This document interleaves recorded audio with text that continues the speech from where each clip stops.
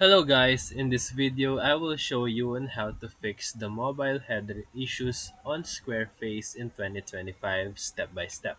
Let's fix it now. Step 1.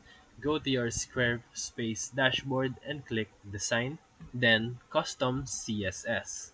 Step 2. Inspect your header layout using your browser's developer tools on mobile view. Step 3.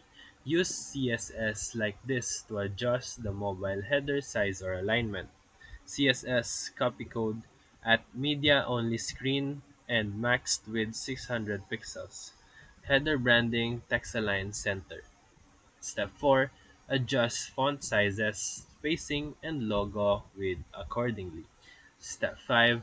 Save your changes and preview the site on mobile. Step 6. Test on different screen sizes to make sure everything looks right. Now, your mobile header should be clean and fully functional. If this video helped you, feel free to like and subscribe for more quick tutorials, reviews, and comparison videos. Thank you for watching.